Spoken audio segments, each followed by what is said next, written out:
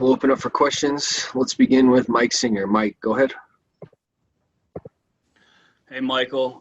Mike was obviously frustrated after Game 4. What was your reaction to his post-game comments, and how did you address it with him? Yeah, we talked about it briefly as a team. Obviously, during the playoffs, the last thing you want is any type of a distraction. And if those frustrations are there for Michael or for anybody, it is much better to keep those conversations internal in the locker room and amongst ourselves. And that was it. All right, next we'll go to Pat Graham. Pat, go ahead. Hey, Coach, how you doing? Good. Hey, Doc was reflecting on September 11, 2001 and his memories. And I was just wondering, what do you remember about that day? And what was your experience like back then? Yeah, it's crazy. 19 years ago. It's amazing how fast 19 years goes by. I asked a few of our players, how old they were. And to hear them say 4 and 5, a couple of our young players, kind of made me realize how long it has been. I was with the New York Knicks at the time, working under Jeff Van Gundy, alongside Tom Thibodeau, Steve Clifford. And we were at work, obviously in Westchester. Our facility at that time was at SUNY Purchase. And I remember Mike Martinez, our equipment manager, came running into the offices and told us that a plane had just hit the World Trade Center. And so we were all watching the TV, we're all watching the news as this is all playing out. And it didn't make sense to us. It was a beautiful day, it was sunny out. And you're wondering, how could this happen?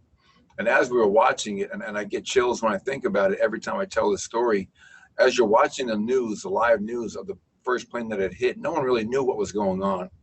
But when you see that second plane hit, hey, we're under attack. Something's going on, something much greater than any of us had anticipated or expected.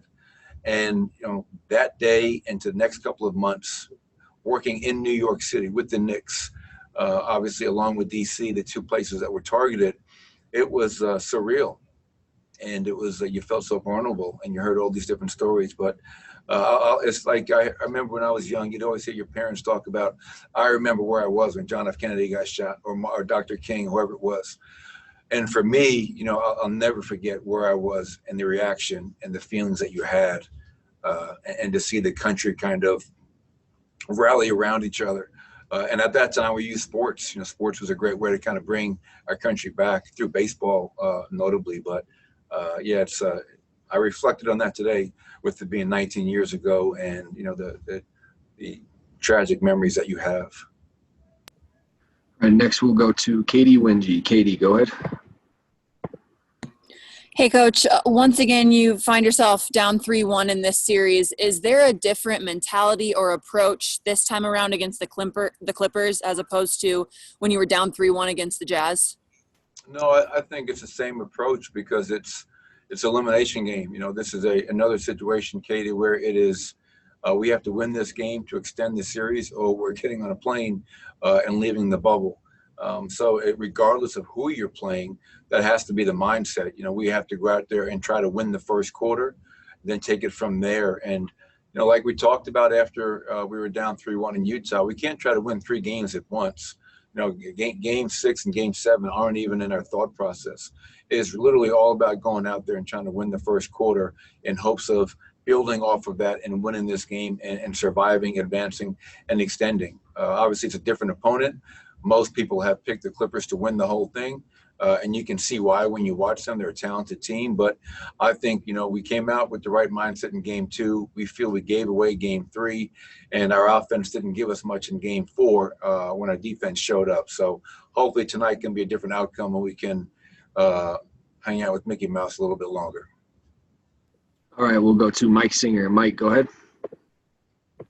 Hey, Michael, you said after last game that everything you guys were getting on offense, you had to work so hard for. How can you change that? How can you make it a little bit easier for yourselves tonight? We have to, if you go back to game 2, obviously we scored 44 points in that first quarter, but we were getting stops, but we got runouts. We got easy baskets. We were attacking. We had, I think, 16 paint points in the first quarter. In game 1 of, the first quarter of last game, I thought our energy was poor to start. We were flat. We didn't push. We didn't attack. We took 8 threes. We were 0 for 8.